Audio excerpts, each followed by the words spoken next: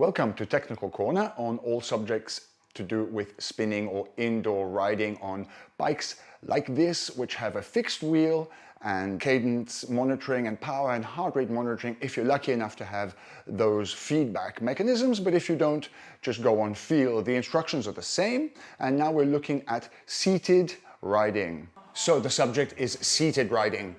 Whether you're going slowly and light, like now, I haven't really warmed up properly yet. Usually we'll warm up at a much higher speed than this with light gears. Or if you're going heavy, seated is where you really spend, probably in the real world, 75% of your time, maybe more, of your time on the bike is spent seated. So you better really get comfortable with it. So first of all, make sure your knees are moving straight up and down, parallel to your hips. Be wary of any sort of lateral movement in your knees going out or coming in, because that's going to create eventually over the long term damage to your knees. So be careful, knees straight up and down. Second thing is the suppleness of your ankle. I think I'm showing it here, I'm trying to show it here. Moving my ankle up and down the pedal stroke to extend my range of motion through my hip and my knee, so I can use a little bit less force to generate the same power through a wider range of motion, especially down at the bottom of the pedal stroke where most of the power lies. The French have a word for it.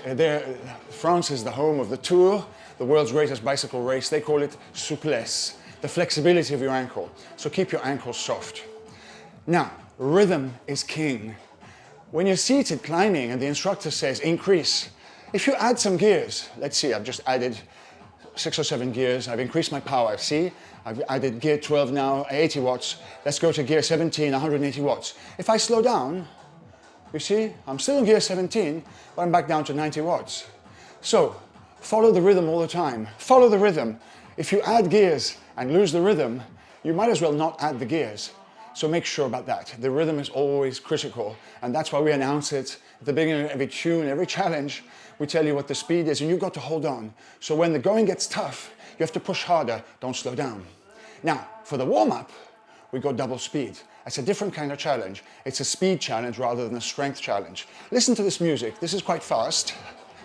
I'm going double speed. Now my feet are going around 130 RPM. And typically people will want always crunch their shoulders like this. So relax them, elbows down, and crunch, watch out, your toes going, getting crunched in your shoes. Relax your toes, relax your ankles, relax your shoulders, and follow the rhythm. 5, 6, 7, 8. So that's seated climbing, seated double speed, and seated, all things seated riding, where you will spend most of your time on the bike. Make sure you have nice shorts, a nice saddle that fits you well, to pad you where the padding is needed. Have fun.